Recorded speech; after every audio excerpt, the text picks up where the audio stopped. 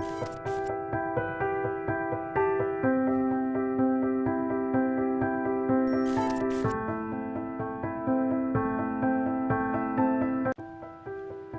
मित्रों को नमस्कार करता हूँ।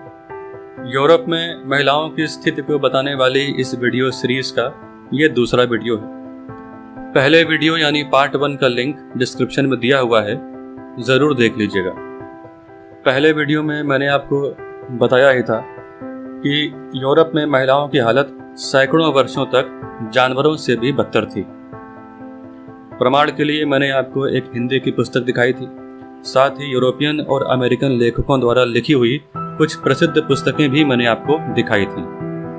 महिलाओं की यूरोप और अमेरिका में स्थिति के विषय में इन पुस्तकों में जो भी लिखा है वही मैं आपको इस सीरीज में बता रहा हूँ। तो यूरोप में चर्च के जो पादरी थे, उन्होंने बाइबल में जो स्टोरी ऑफ जेनेसिस है उसकी अपने मन मुताबिक व्याख्या की और महिलाओं के बारे में अजीब अजीब सी बातें प्रचारित की।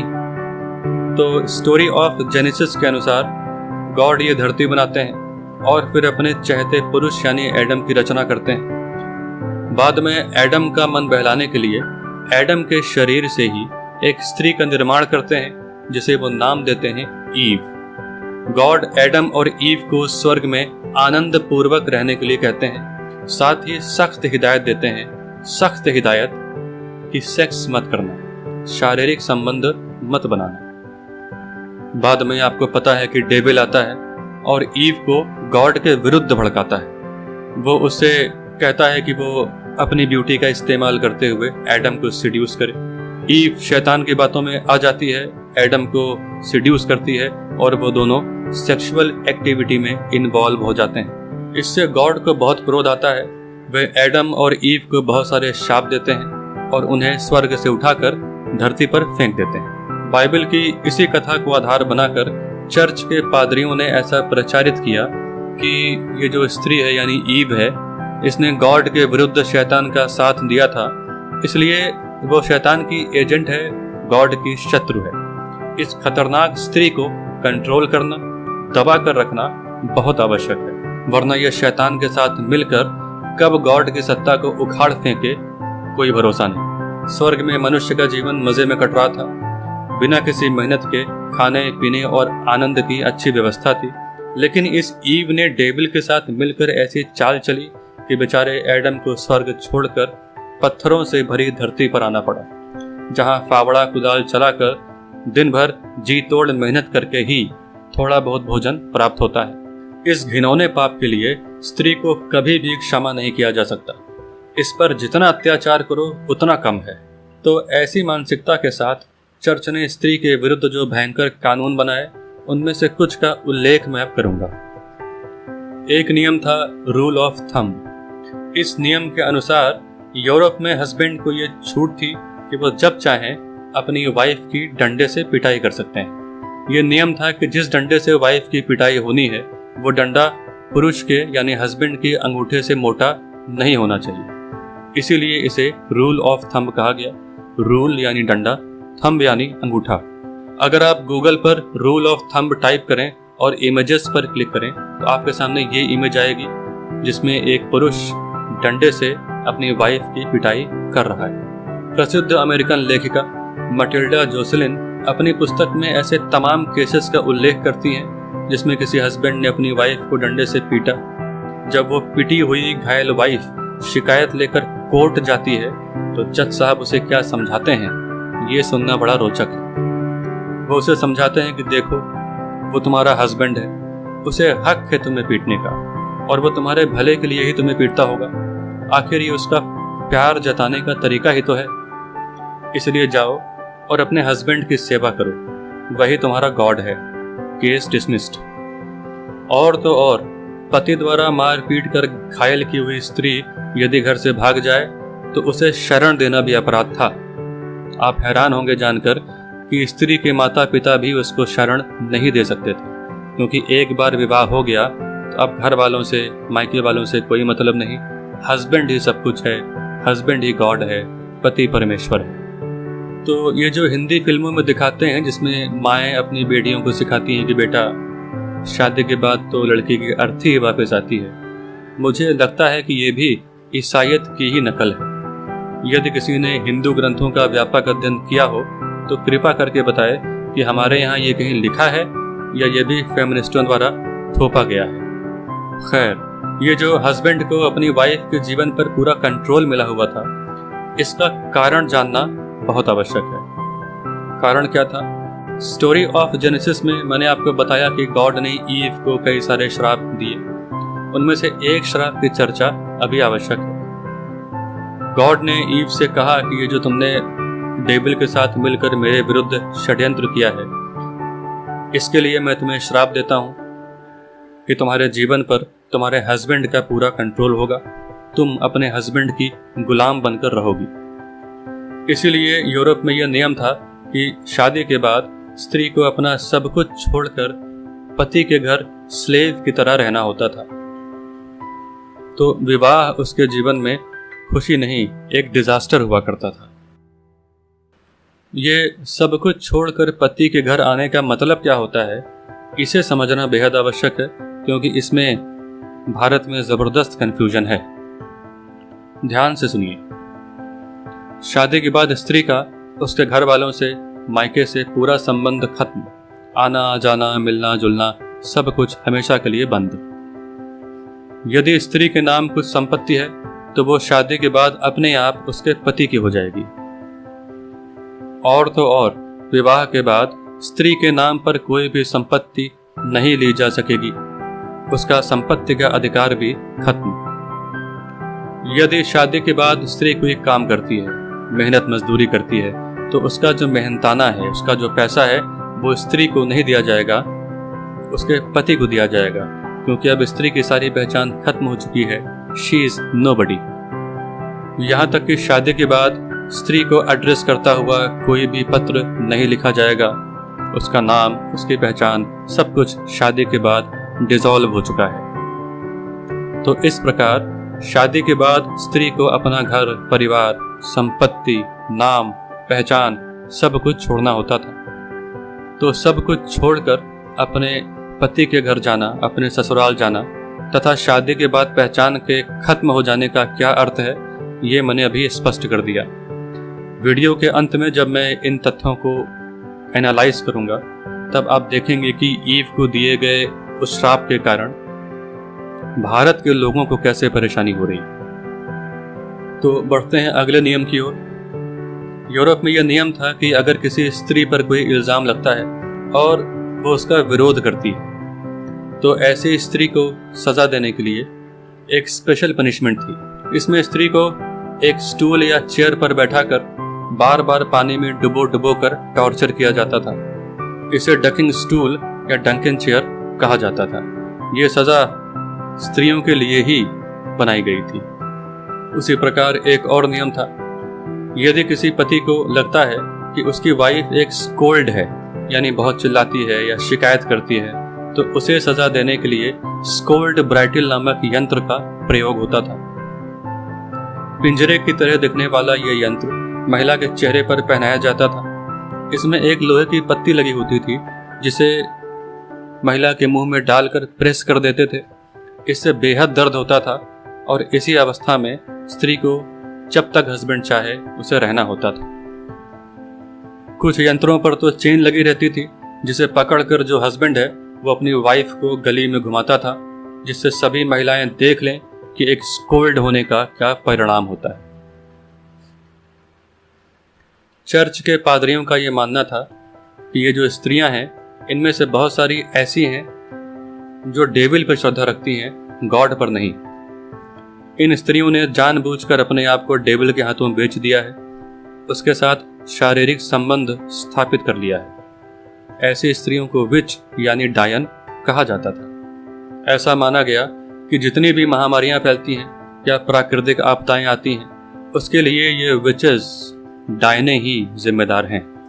इसलिए ऐसी स्त्रियों को ढूंढना और मारना यानी विच हंटिंग और विच बर्निंग अत्यंत आवश्यक है। आइए समझते हैं कि पादरियों को कैसे शक होता था कि एक महिला विच है। यदि कोई महिला अत्यंत सुंदर है, उसके पास अनकॉमन ब्यूटी है, तो उस पर चुड़ैल, विच, डायन होने का शक होता था। वीडियो के पहले पार्ट में मैंने आपको बताया कि स्त्री के सौंदर्य को कितना खतरनाक मानते हैं ईसाईयत में, इसलिए हर सुंदर स्त्री पर डायन चुड़ैल होने का शक होता था। यदि कोई स्त्री काली बिल्ली या काला कुत्ता पालती है तब भी उस पर विच होने का शक जाता था। तो काली बिल्ली और काला कुत्ता यूरोप में अशुभ माने जाते हैं। आपने भारत के हॉरर शोज में देखा होगा, काली बिल्ली दिखाते हैं, तो ये भी ईसाईयत की ही नकल है। भारत में ऐसा कोई कॉन्सेप्ट नहीं है। आगे, यदि किसी स्त्री के शरीर पर कोई निशान है, जैसे कि बर्थ मार्क है या कोई तिल है, तो ये श्योर होता था कि ये चुड़ैल ही है। दरअसल उनका मानना था कि जब ये स्त्रियां शैतान से संबंध बनाती हैं तो शैतान यानी डेविल उनके शरीर पर कोई निशान छोड़ जाता है। तिल या बर्थ मार्क मिलने पर इस बात की पुष्टि होती थी कि इस महिला ने शैतान के साथ संबंध स्थापित कर लिया है। अक्सर ये चेक करने के लिए सभी के सामने बीच चौराहे पर महिला के कपड़े उतार कर उसके शरीर पर चेक किया जाता था कि कोई तिल या बर्थ मार्क है या नहीं। कभी कभार जब कोई निशान ना मिले तो उन्हें लगता था कि निशान छुप गया है, तो उसे उभारने के लिए वो महिला के पूरे शरीर को सुई से गोदते थे। इसे विच प्रिकिंग कहा जाता था। तो इन और इन जैसी अनेक परिस्थितियों में महिला पर डायन होने का शक होता था। शक के आधार पर उसे तुरंत गिरफ्तार किया जाता था और तब तक टॉर्चर किया जाता था जब तक वह कबूल न ले कि वो डायन है, उसने शैतान से, डेविल से रिश्ता बना लिया है। महिलाओं को टॉर्चर करने के लिए ही यूरोप में सैकड़ों तरह के यंत्र विकसित किए गए। ये सभी यंत्र यूरोप के टॉर्चर म्यूजियम्स में आज भी सुरक्षित हैं। ज्यादातर केसेस में इस भयंकर टॉर्चर से बचने के लिए महिलाएं स्वीकार कर लेती थी कि वो विच हैं। ऐसा स्वीकारने पर उसे फिर से टॉर्चर किया जाता था और पूछा जाता था कि तुम्हारे साथ गॉड के विरुद्ध साजिश में और कौन कौन महिला और कौन कौन डायन शामिल है। फिर से टॉर्चर से बचने के लिए वो बेचारी किसी का भी नाम ले लेती थी और इस तरह एक केस में कभी कभार सैकड़ों की संख्या में महिलाएं फंस जाती थी। उन सभी पर कोर्ट में ट्रायल होता था। इन मुकदमों को, इन ट्रायल्स को विच ट्रायल्स कहा जाता था। यूरोप और अमेरिका का इतिहास ऐसे विच ट्रायल्स से भरा पड़ा है। सिर्फ विच बर्निंग पर, विच ट्रायल्स पर ही सैकड़ों की संख्या में पुस्तकें उपलब्ध हैं। इनमें से अमेरिका के मैसेच्यूसेट्स में एक विच ट्रायल बहुत फेमस हुआ जिसका नाम था सालेम विच ट्रायल। सिर्फ सालेम विच ट्रायल पर ही बहुत सारी पुस्तकें उपलब्ध हैं। तो आपने देखा कि किसी भी महिला को इस केस में फंसाना कितना आसान था। किसी बेकार सी फालतू सी बात को लेकर उस पर शक करो, गिरफ्तार करो, फिर टॉर्चर करके उससे पूछो कि तुम विच हो या नहीं। बेचारी टॉर्चर से बचने के लिए बता ही देगी। तो इस तरह बहुत सी निर्दोष भोली भाली महिलाओं को इन पादरियों ने झूठे केसेस में फंसाया और बीच चौराहे पर जिंदा जला दिया। आप समझ सकते हैं कि कैसी अराजकता का दौर रहा होगा वो। खैर, कोर्ट द्वारा किसी महिला को विच साबित करने पर उसकी सजा थी फांसी या बीच चौराहे पर जिंदा जला देना। एक आंकड़े के मुताबिक 1484 से 1784 यानी 300 वर्षों में लगभग 90 लाख महिलाओं को डायन बोलकर जिंदा जलाया गया। इतनी बड़ी संख्या में इस तरह महिलाओं को मारने के आर्थिक कारण भी थे। चर्च ने यह नियम बनाया था कि यदि किसी परिवार में एक भी चुड़ैल निकली तो उस परिवार की संपत्ति चर्च की हो जाएगी, क्योंकि अब वो संपत्ति इन्फेक्ट हो चुकी है विच से। उसे कब्जे में लेकर उसका शुद्धिकरण करना चर्च के लिए आवश्यक था। तो इस तरह ज्यादा से ज्यादा महिलाओं को विच घोषित करके चर्च अमीर होता गया। तो अब तक जो मैंने आपको बातें बताई, प्रमाणों के साथ जो भी तथ्य मैंने आपको दिए, उनके प्रकाश में कुछ इंपॉर्टेंट बातों को समझना आवश्यक है। आपने देखा होगा कि आजकल ज्यादातर शादीशुदा महिलाओं के मुंह पर एक वाक्य रहता है, एक सेंटेंस रहता है कि हम लड़कियां तो अपना सब कुछ छोड़कर ससुराल अपने पति के घर आती हैं। अक्सर परिवारों में इस सेंटेंस से खास फर्क नहीं पड़ता।